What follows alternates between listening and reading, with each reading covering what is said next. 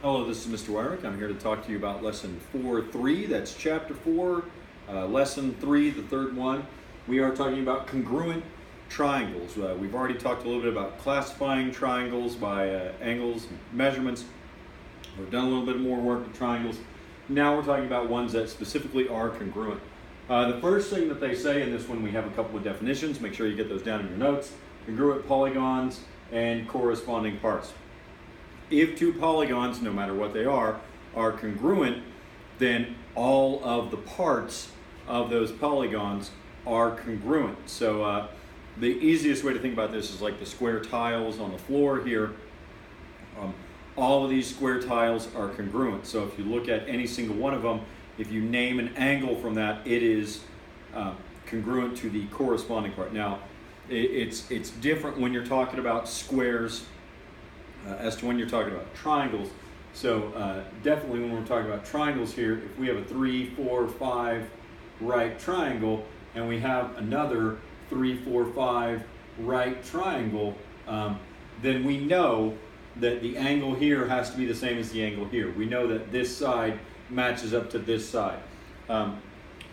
It works that way when you're talking about any kind of polygon. So if we have identical octagons, if we have identical pentagons, then the corresponding parts of those are also congruent. This will come up again and again in proofs, and when we're talking about triangles specifically, we'll abbreviate this as CPCTC. Corresponding parts of congruent triangles are congruent. Now, the key to that is when you have them listed, if they don't have a picture of it, if they just have the letters naming the outside edges of that polygon, it's always in order. So if we say triangle ABC is congruent to triangle DEF, then angle A is congruent to angle D. Angle B matches up with angle E, and the angle at C matches up to the angle at F.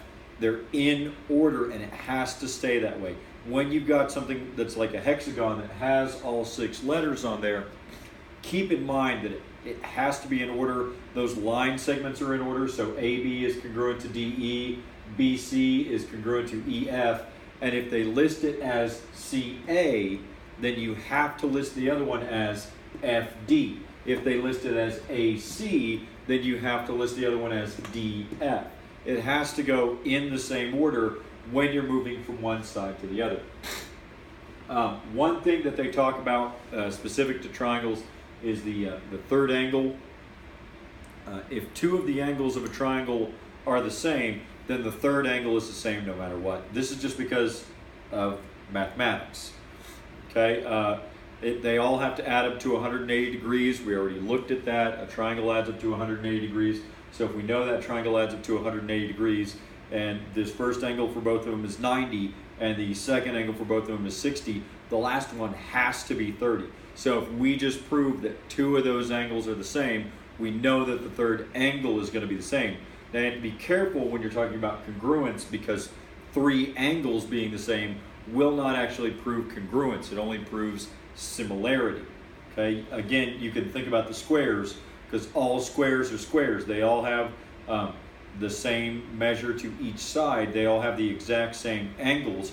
But if you have a smaller square, it is not congruent to that larger square. And we'll get into similarity later. Some other properties of congruent triangles that they go over real quick. We've seen these again and again with line segments, with some different things in proofs. The reflexive triangle ABC is congruent to triangle ABC. It's congruent to itself. The symmetric, if we say that triangle ABC is congruent to triangle DEF, then we can flip those around and say that triangle DEF is congruent to triangle ABC. And the last one, the transitive, everyone's favorite, triangle ABC is congruent to DEF, and triangle DEF is congruent to GHI. So moving through this, we can tell that triangle ABC is congruent to triangle GHI. Okay, this is the main stuff there on congruent triangles. Make sure you're taking down those highlighted vocabulary words in your notes. We're going to be doing a note check over this when we reach the end of the chapter. And if you have any questions about this stuff, if you take a look at the assignment and something doesn't make sense, be sure to speak up, ask questions so I can get you some help.